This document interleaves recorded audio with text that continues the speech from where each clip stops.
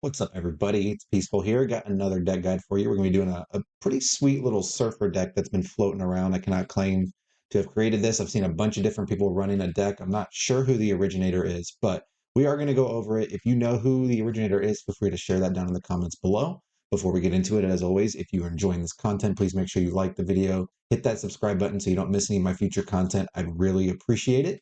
Now, without any further ado, here is the deck that I was running. It is a really cool little surfer move hybrid deck. And there's a lot of really cool little synergies here that we're going to dive into. But the main core of the deck, as you can see, is Kraven, Silk, Werewolf by Night, and then you've got even got Polaris and Spider-Man for extra procs with your Kraven and stuff like that. So your best draws obviously all start with Kraven and Werewolf by Night early, and then you even have Sarah late game to finish off the curve and really be able to pop off on that final turn. It does a lot of really cool stuff. I enjoyed this deck a lot. It has a pretty steep learning curve, similar to how the Loki Werewolf by Night deck can be really difficult to play if you're not familiar with it. This deck also has a very steep learning curve because there's a lot of, no pun intended, a lot of moving parts and a lot of things to sort of get used to, a lot of little interactions that can really throw you off that cost me quite a few games, to be perfectly honest. So I highly recommend taking some time to get used to the deck before you take it into the ladder. If that's something that you want to do, maybe run it through a couple proving grounds in Conquest or Silver Proving or Silver Conquest or whatever it may be, sort of get your feet underneath you. But let's go ahead and dive into some of the different synergies and combos in the deck. So see here, I put Werewolf by Night with Silk and Kraven. This is a really sweet setup. If you can get this curve sort of set up, take your first 3 or 4 turns to get everything moving. Turns 5 and 6, you can really pop off with Werewolf by Night and Kraven and get a lot of stats for free just by moving your cards around into those lanes. This is one of the ways the deck really goes over the top of other decks. So the reason I personally like this better than your traditional, brood surfer style decks, because you just have a little bit more flexibility and you get to go a little bit taller in a couple of lanes, whereas surfers kind of tends to be a little bit more spread out and a little bit more difficult to go over the top of some of the other decks.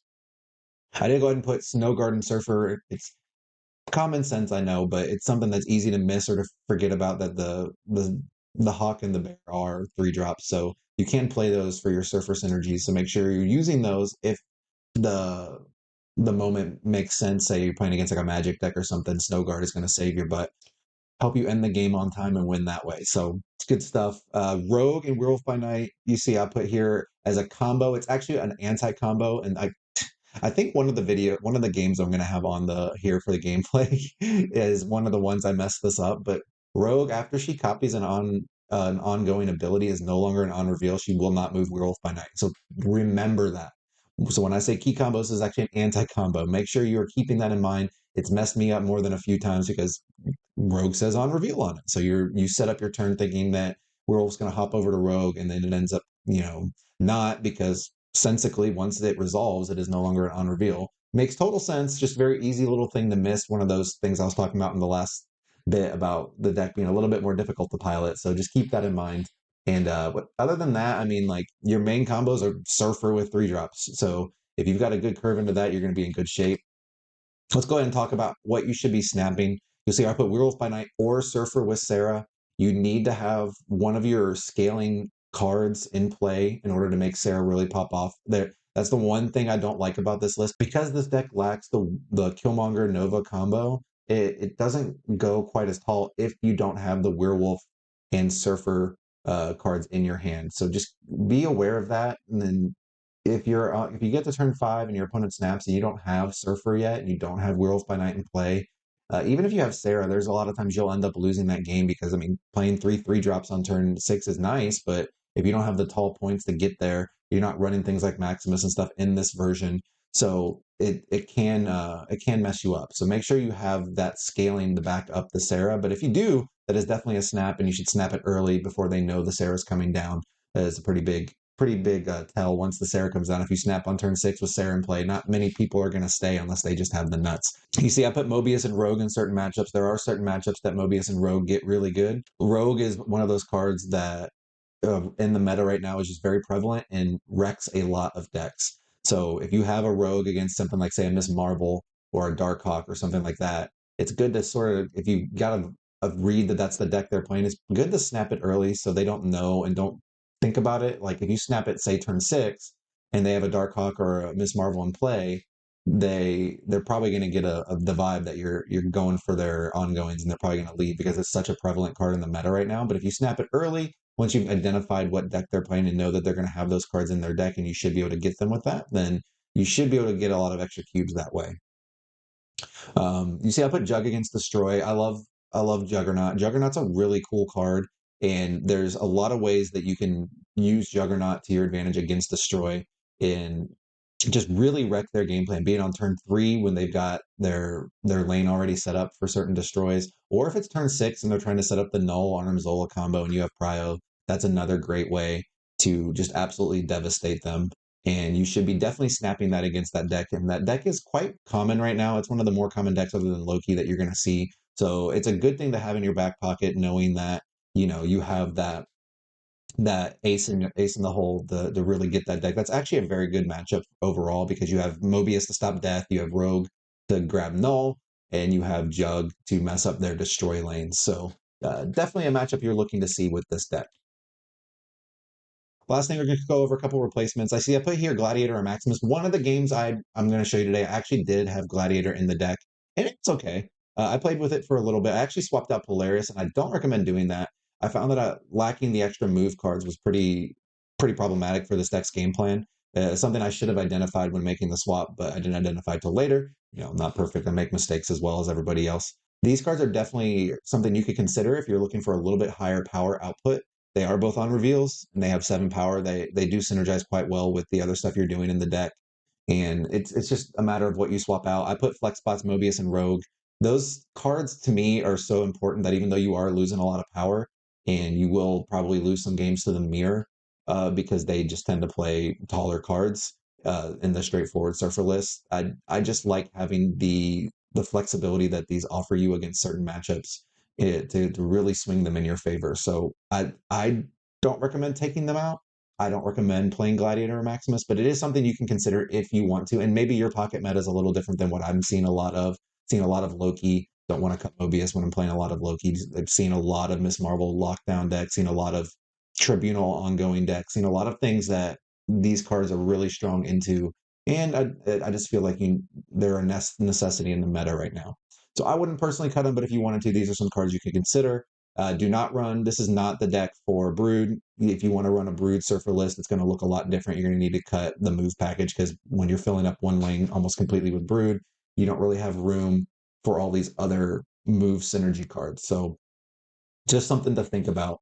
Other than that, I really don't have a lot else to add. This deck was super fun to play, and I think my win rate was just right around 50%. I don't think it was great, but that was including the huge learning curve that I had at the beginning of playing with this deck. This deck is very hard to pilot.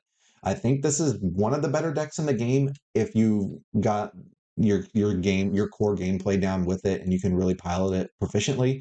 If not, you're going to lose a lot of games to yourself, and that's always a problem when you have to also beat your opponent and yourself. It's difficult, but get some practice with the deck, and I think it'll really carry you far. It's a super fun deck to play. So with all that said, I hope you all have a great day, and catch you next time. Bye, everybody.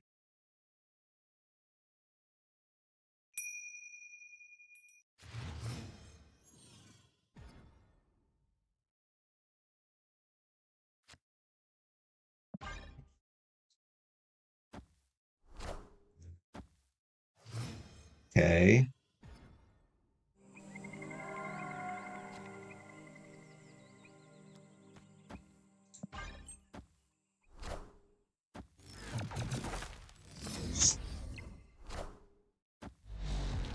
Super fun.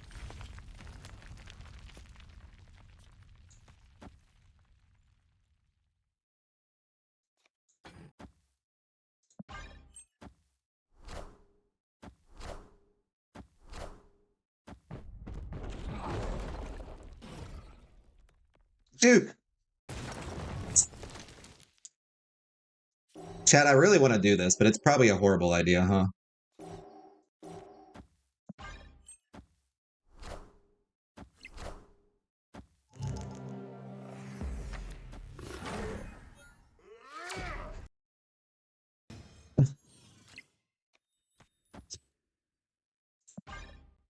You get mad. Opponent snapped.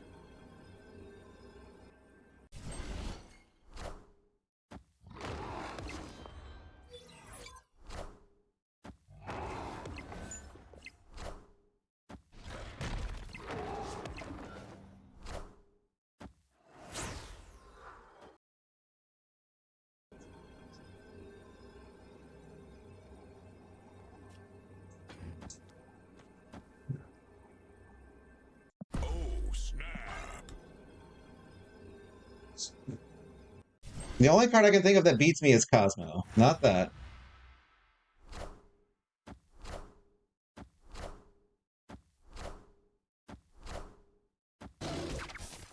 Get annihilated!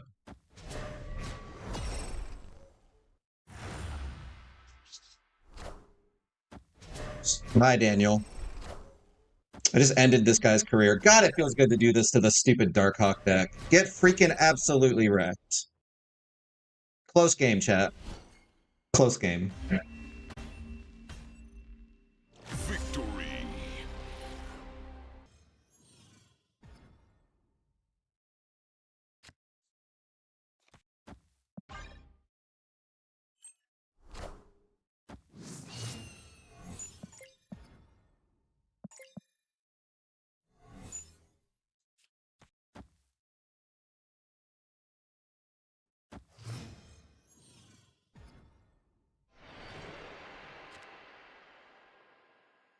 I don't want to do that. I think I'm just playing this like this.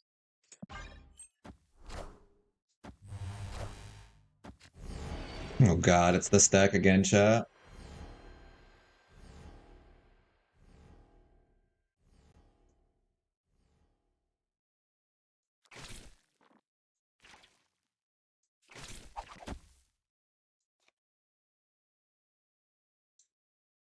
I can't play it.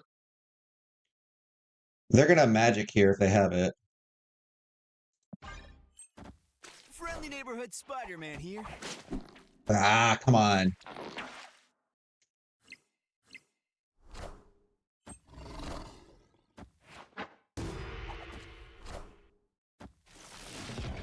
Now I'm confused.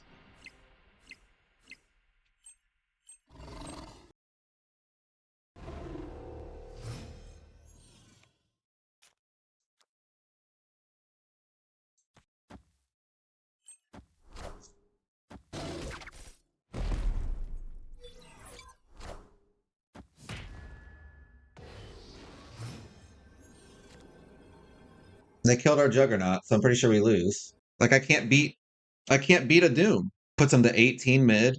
Wait, can I fill? Opponent snapped. If I fill this lane, do I win? Like this? It's 3, 5, 7, 12, 14. They lose 4, go to 9, 14, we tie, and then we win the tiebreaker.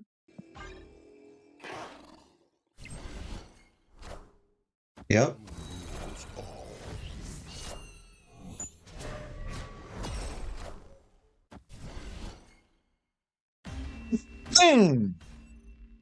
Victory.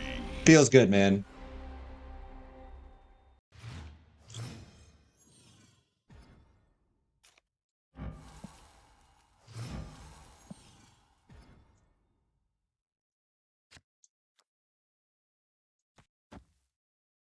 This package feels kind of awkward to me in this deck. I'm not going to lie.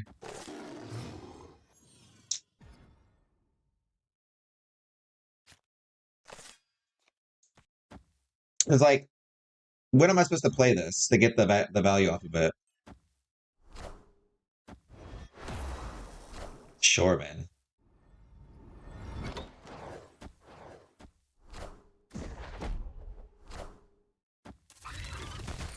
It's actually kind of good, right? Yeah, that's kind of what I did too. Well, I still spend money, but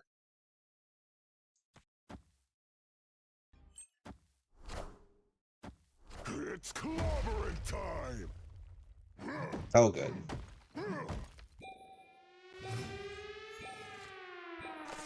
Ooh.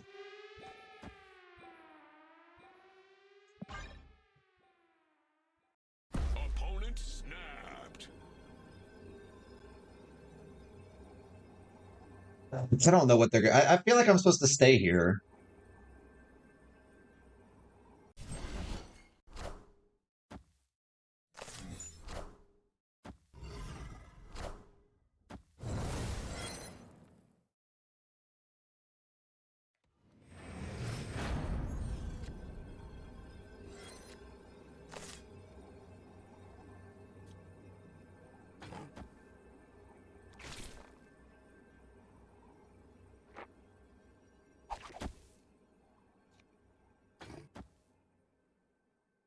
They got double A-bomb. Snap. The werewolf's gonna bounce both, like all 3 times. So I feel like this is pretty damn good. Not to mention this juggernaut's gonna wreck them, right? Oh, they didn't even play anywhere else. Hazmat? Okay. This doesn't bounce their stuff, but that's okay, right?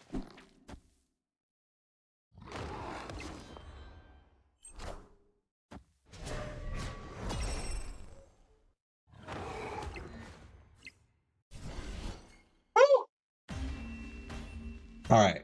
I was expecting like A-bombs.